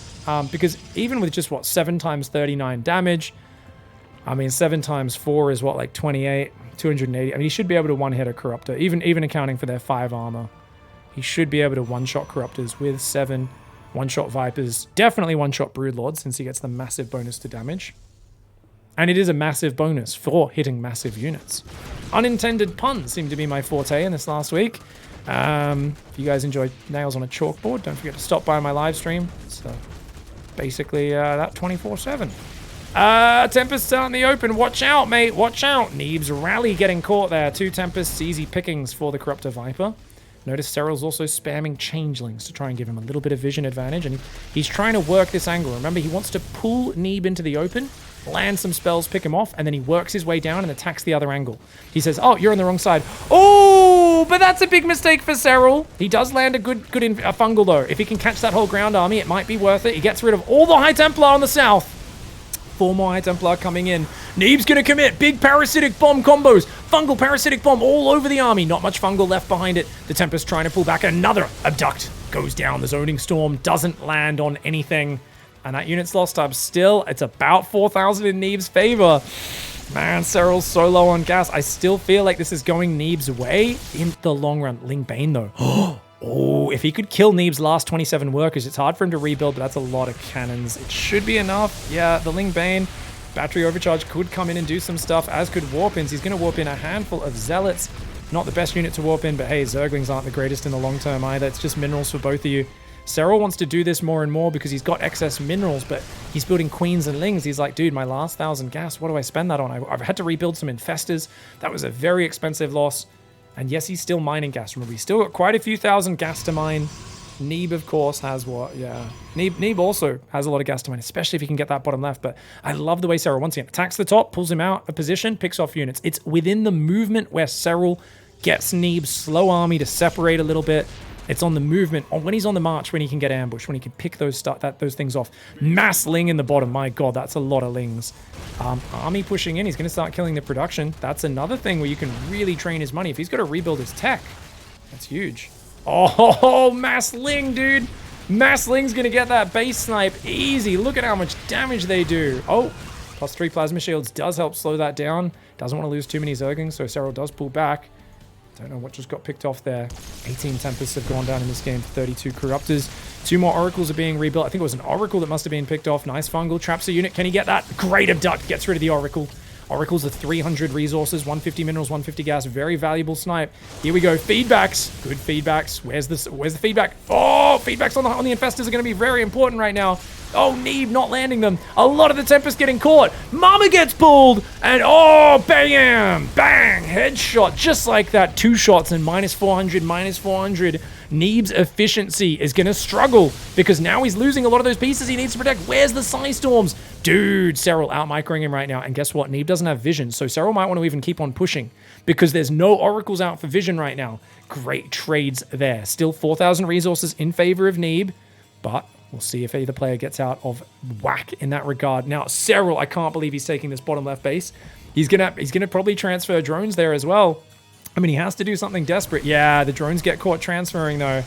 And Neeb should know what that means. He should send just a single Void Ray Zealot down there, anything to deny that mining, and he'll be good. The Zerglings with 3/3 destroy Zealots. Adrenal Glands means the Zerglings just absolutely wreck. You need some Archons or Storm in there to deal with them, really. Archon Immortal gets caught out. Broodlords grabbing the pickoffs. Neeb sent his whole army down to kill the base again. So even though Serral loses the base, he's going to deny Neeb's center base, gets a bunch of high-tech units. Oh, Neeb. Neeb's out of gas. Neeb just built 5 Tempests in a mothership. He's out of gas. He's down to 250 gas, and he just lost one of his bases, which still has 2,700 gas left on it. Oh, this is big. This is really big for Serral. Lings! Lings in the natural. Tempests do not deal with that well. He's losing Stargates, Zealots. DT Shrine might go down as well. Oh, this is big for Serral. This is only minerals, and he pulls him out of position. Can he find some pickoffs of the air units? No, I think Neeb is well aware, but wait, the Void Rays. Oh, not the best Abduct there. Gets a Void Ray for a Corruptor. Good trade for Serral still. Viper barely gets out of dodge. and the Broodlord's pushing the south side. Neeb's economy is absolutely scrapped. Now, Serral, he's pretty low on gas. That base is out. This base has still got 2,000 gas left to mine on it. So he's got 2,000 more gas on top of that 700 in the bank. More Lingbane being made. Serral here with the movement, with the momentum. He's up 15 army supply. The Tempest get hit by a big old Fungal. The High Templar come forward. They get hit by Fungal. Parasitic Bomb on the Void Rays. Oh, it's the Wombo combo. The Fungal Parasitic Bomb. The Void Rays quickly split. The Fungal, the next one did not chain them, and they did not come down yet. The Void Rays still take massive damage. The Lings and the Banes are on the base. A lot of the work is going down. Serral realizes he needs to do critical damage because he knows that Neeb has lots of bank behind it, but if he can break the income and kill a lot of the army, that's going to put Neeb in a very compromised position, and indeed compromised he is. Neeb at just 15 workers and with almost no mining. This base is going to go down. The Lingbane coming in. Serral has spent his mineral bank now as well. He has spent his entire mineral bank in this game. Yes, he's done massive catastrophic economic damage. Yes, Neeb's going to take forever to rebuild that economy, but is it enough to win the game off? He's added Mass Queen to spend all of his minerals. He's got 9 Queens to transfuse. He's got 6 Broodlords, 5 more buildings. So he's going to have 11 Broodlords, 25 Corruptors, 4 Vipers, 5 Infestors, 9 Queens, and a pack of Lingbane for the run-by on the ground. That's facing off against 14 Tempests. That's way too many Tempests. You guys know I've talked about this a lot over the years, but any more than about 10 or 12, it's absolutely crazy. He's building even more. He needs more damage. Neeb may be up 30 army supply right now, but it's going to be... Tempests are a very slow burn unit. And we've seen that Serral's found a way to really just handle them with spellcasters. Good Fungal. Couple of good feedbacks go down. Where's the Storm? Where's the Storm? Nice Parasitic Bomb. Where's the Psystorm? No Psystorm! All of the High Templar are gone! Neeb's gonna have to shove now with his Void Rays, but the Void Rays are afraid of that Fungal, that Parasitic Bomb. Oh my god. Oh my god, another Fungal lands! Another Fungal Parasitic Bomb in the middle of the Tempest Void Ray! It's getting destroyed! Serral ripping him apart with spells! He holds him in place with Fungal. He chucks a Bee's Nest in the middle with the Parasitic Bomb. The whole army is down in the red. The carriers are out. Interceptors. The Tempests are barely alive. How many Corruptors are left? There's not many Corruptors left, though. It's mostly just Queens. Pull back to the battery, I think, is the way to do it. I think he's got to pull back to the battery. The Zealots are trying to overwhelm, but they can't do anything. There's too many Broodlords there. He manages to hold on. Oh my god, he manages to hold on. Neeb is now down 2,000 resources in the units lost tab. But he's got to be careful. He's got to be careful. Can't lose Tempest to Spore Crawlers. Right now it is Queens up against Tempests, and Serral doesn't have any money. Oh no. Serral's up in army supply, but it's Lingbane. I mean, he can win the ground fight, so he's going to go around, and maybe he can't base trade though. There's too many cannons. What can he do? He's got next to no income. He's got a bit of gas trickling, and he's building 2 Corruptors right now to go with the 3 that he already has. The Tempest and the Carriers can push in and win this game. The Spores, the Queens, the Infestors are going to try and buy time. He's got Infestors. He's got Vipers as well. Parasitic Bomb Fungal combo. Another big Fungal Parasitic. He's got almost nothing that shoots up. Just a couple of Queens and Corruptors. But Neeb hit by the combo, and he taps out. Oh, almost nothing that shoots up, but the spells just landing again and again and again. Neeb was out of money there. Serral still had a little bit of mining in that top right, and he was going to lose these last units, right? What's he got? The carriers are on 7 interceptors. He can't afford any more. So that's not even 1 full carrier worth of damage. He's got 6 Tempests, only 4 of which are here, deep in the red. The Queens are going to get underneath. Another Fungal's going to land. He's going to lose that whole army. And Serral with an absolutely mythical ability to survive when his back's up against the wall. Over 180,000 units lost in value this game. And Serral stays alive for game 4. What the hell? All right. Here we go, gang. Up here in the top left side of the map. Representing Onside, almost getting the 3-0, but now having to fight it out in yet another game after an exhausting previous one. This is Neeb. And let's be real, guys, he was way ahead and had it all but squared away. Oh, thank you very much, Havoc, for the Prime Gaming. Just mute those alerts for now. Big thank you. Thank you, everybody. I'll give you guys some big shout-outs after this game. Thank you. So anyways, massive, advantage that he had for himself. Was it 8,000 bank up against like 1,000 at some point, I think it was. Maybe 1,500 for Serral. At some point, Serral probably wasn't even maxed when the bank of Neeb was growing. Despite that, somehow Serral is just getting nifty with the backstabs, right? The Lurker Ultra got him a few good trades, but he was still behind. And then it wasn't until Serral ran out of gas, and he was really conservative. He saved his last 1,000 gas to see what he needed to replace in case he lost all of his Vipers or something and needed to replace them, right? And then he just built Mass Ling. And that was actually, it was him running out of gas that prompted it, kind of forced Serral into the strategy that won him the game, because the Mass Ling is really what started opening things up there. If Neeb just kept mining, that would have been massive. Even in the finals fight, I mean, if Neeb landed those storms, he very well may have won that engagement. It'd be so funny if that was blocked by the pylon. I mean, when I say funny, more tragic than anything, but yeah, this is not the case. Neeb's gone for a no scout build, guys. Serral never 12 pulls, ever. He almost never 12 pulls. It's so rare. You should definitely do a no scout build at least once in a series versus him. And I don't think Neeb's going to bother scouting at all. A lot of players, if they see you not scout, they'll go, oh, let's Ling Flood. Let's do like a drone drill Ling Flood because he doesn't even have a probe coming. Like, he's super vulnerable, man. Do a Bane Bust, something like that. Serral is just going to be like, build less Lings, you know? Take more drones, build my third. You kind of know that Serral's almost always going to tend in that direction. And I do like that more Protoss players are realizing, hey, I don't need to just play safe against a guy who never does anything aggressive versus me. You know, if the Zergs aren't taking the risk on going for the aggressive 12 pool openings ever, or they're only doing it 1 in every 14 games, some ridiculously low percentage, you absolutely should be punishing that. If not in half the games, maybe even more than half the games, maybe 60, 70%, until those Zergs show a willingness to 12 pool. Now, obviously, this is something that's very player specific, but against Serral, definitely could be done. Ling's going to go out scouting here, just checking around for proxies. Look at that. That's very, well, it's not really very Heart of the Swarm. In Heart of the Swarm, because you'd have to look everywhere for pylons, you'd see way more waypoints, because you'd be like, nope, probe could be hiding here. You know, Jaedong would be like, unacceptable. Probe could be hiding there. Probe could be hiding here. The old days where like every early game ZVP was just checking every... You'd have a Zergling with like 13 waypoints just to scout this little area. You'd have to do so much APM just to check every corner because proxying and then warping in quickly off a pylon, the old 4-second warp-ins was just brutal. All right, Creep Tumor comes in. He could let the Shade finish and snipe it if he wants, or he could go there. Oh, 3 Queens, but no drones. No Zerglings, sorry. So Serral, maybe a little greedy there. He's going to get out. Oh, misfire from Neeb.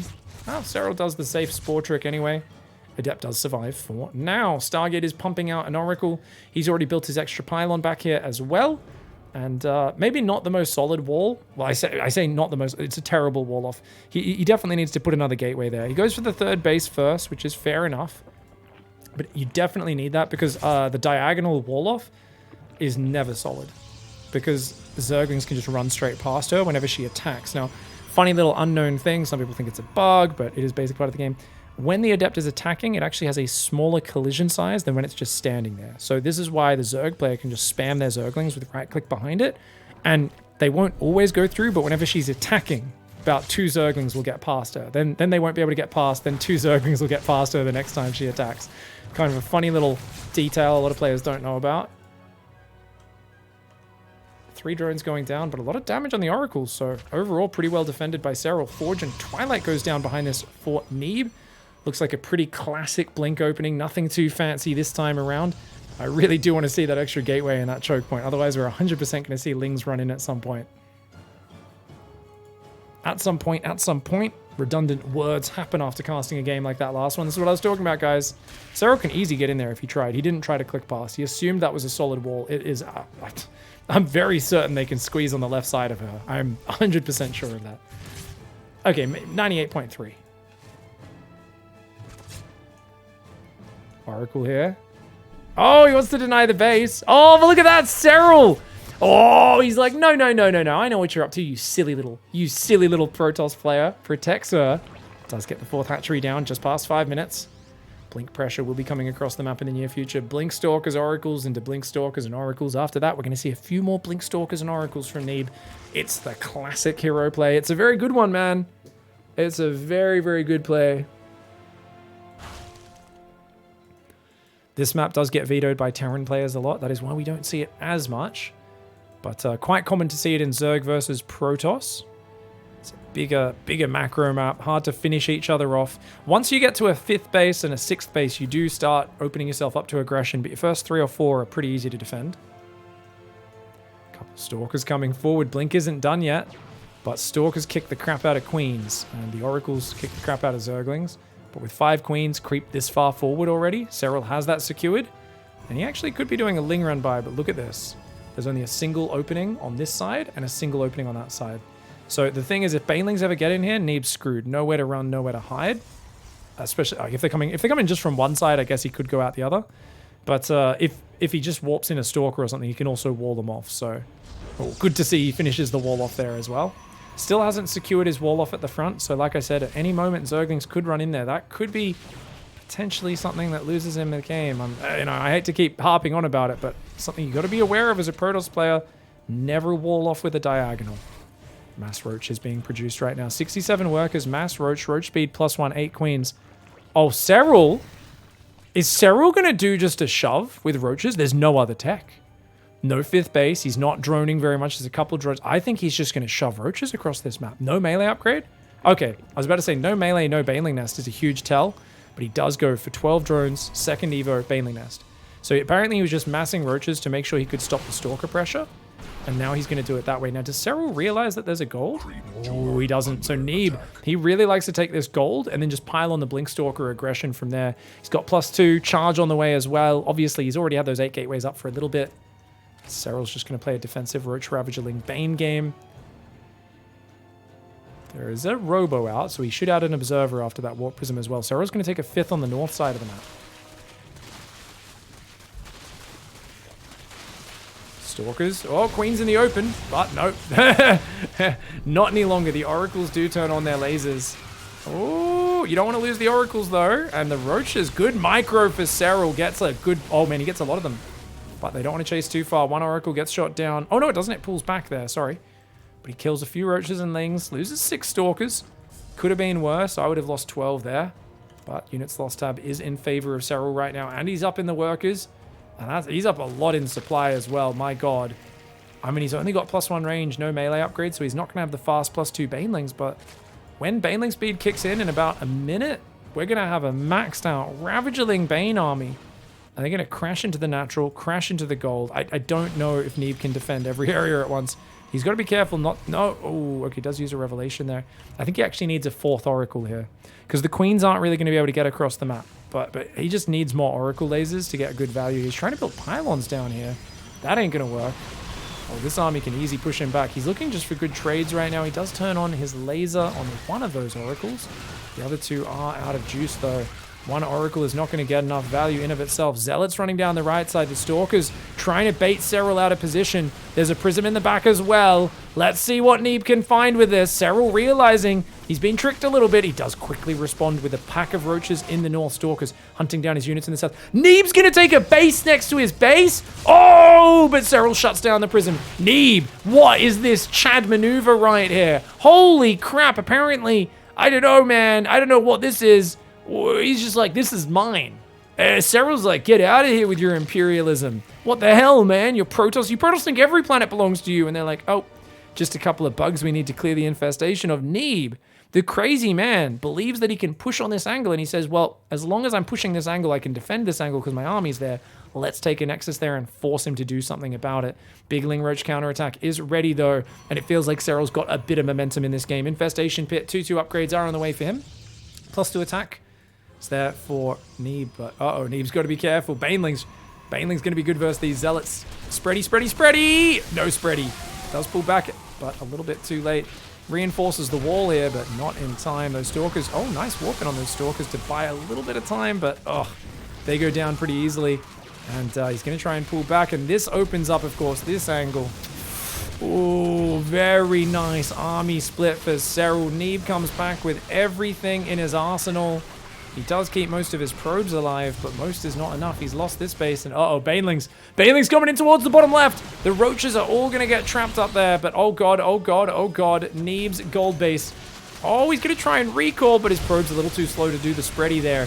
The Banelings, the Lings, the Roaches are on top of them. There's no way Neeb Stalkers here are enough to defend. He's got more units coming down, but they're not here quick enough. The Oracles are out of juice. This is what I was talking about. If he had 1 or 2 more Oracles, maybe, just maybe, he'd be able to get the value off creep. But Serral, Roach, Ling, Bane, pristine macro, shuts him down. And he ties it up. He says, I win macro game, me not give up that easy. We're going to game 5, baby. All right, well, he was up 2-0, but he can feel it slipping away. Let's see if Neeb can stay rock solid and focused under pressure. Going to Tropical Sacrifice, it's Onside Gaming's Neeb up against NC Sports Serral. Serral's natural is blocked. He has to take the third down there on the low ground. Not a bad way to do things, of course. Does cost Neeb a fair bit of minerals to come over here and force that inefficiency. So, tit for tat. Which is, funnily enough, a favorite saying of my favorite Nightwalker. She'd always say, tit for tat, tit for tat. And then she'd giggle nonsensically. I think she was on meth, honestly. So I'm not sure if it made that much sense. But absolutely true, real stories aside. What is this wall off? Does a Cybercore fit there? Okay, it does. Oh, okay. I think I saw a hero or someone do this wall off. I don't like it. To me, I'm like, why would you not just put a pylon like here? I guess sometimes you can accidentally block the Nexus, but I always just put the pylon here and prefer a more normal wall off. You can definitely reinforce this with some other structures to make it a bit more solid. But yeah, a lot of people, Neeb, Hero, have been putting pylons in the wall off. I'll have to pick Alex's mind and brain about that one day. I'll have to ask him because to me, I've always looked at it as Hero being bad at walling off and being lazy. And there are times in StarCraft where people do basically, they appeal to authority. You know, they're like, Hero does it. He's the best Protoss. We should do it. Now, Neeb, I think, is enough of an independent thinker to realize that Hero is terribly inefficient and random in a lot of the stuff he does. Ling all in! Ling all in! Serral's Ling flooding. That's 10 Zerglings in production. Oh my god, you little piece of crap. And the probe's not doubling around. The probe is meant to double around here to make sure there's not more Lings. Neeb's being greedy. And he's not building an Adept! Neeb! Remember I talked about you should be greedy versus Serral because he's never going to gamble on an all-in? Oh my god, it's a Baneling Nest as well! Oh my god, the probe is meant to double around and you're meant to follow up with an Adept to be safe against this sort of build. And there's a pylon in the wall! Oh! Jesus Christ, I don't know if you can possibly win. He's going 3 gates. Wait, is he full walling? Did he realize what's happening? No, there's a second hole. That's the second hole. Any hole's a goal. But the thing is, he's going to need to re-wall there and keep a Stalker in the wall. But he's going to put the Adept in the wall because he wants to deny scouting. The Overlord. Oh, it's bait. It's kind of just by hanging on the pillar, the Stalker's like, I'm not going to let you scout. Neeb is so focused on doing his build order, hiding what his build order is with his 3-gate into Glaive Adept, into 2 Stargate Phoenix. That's his plan. But the Adept will go down so easily, and he needs a Stalker there and a pylon there. This wall-off sucks. It's really bad. If he has at least one of these holes closed, it might be okay. But otherwise, he has no idea what's happening. He didn't hang around with the probe to see the Lings coming out. He didn't send in the Adept across. Oh, wall off there, wall off there. Oh, quick double gateway. Very nice play. He's got to recall the Stalker as well, though. No, he didn't recall the Stalker in time, which means he has no units. He has nothing to do damage. His gateways are depowered. Another Adept pops out. He tries to recall the Adept, but it goes down. And now the Stalker is exposed. Both Adepts have died, which means even with this clutch wall-off, it doesn't matter because he's got no fighting units. That one Stalker kills 6 Zerglings, kills 7 Zerglings, but then it goes down. The wall is breached. Oh, no. Serral gambling on the all-in in Game 5. Pig is like, I hope this goes with a bang and not a whimper. Serral says, I'll bang and you'll whimper, bitch. And, shit, man, that is, wow. Sorry for this. I'm trying to be better with my language lately. I've seen your comments, everybody. But, man, what an absolute Chad. We did not expect it. I'm there. Serral doesn't 12 pool. Serral doesn't gamble much. He's very predictable. Doesn't all in much. Take advantage of it. Neeb's like, oh, I can hear you through the future, pig. Goes and does that, but gets caught out. And that build, if you don't send an Adept across the map, very hard to scout that coming. So that's rough there for Neeb. GG, well played. He was up 2-0. He maybe could have won that third game as well, but we know how good Serral is in the end game, and he's shown us once again. Gets the 3-2, turns it around, and remember, this is the story. This is, of course, the lower bracket round of 8. He almost got knocked out in the group stage. He was here, down 0-2 in the round of 8, the quarterfinals, and now he finds himself in the lower bracket semifinals. What a story Serral's run has been in this tournament so far. Super sick. GG, well played. Thanks for watching, everybody. Click on some of the other videos on the screen if you want some more awesome StarCraft action. See you next time.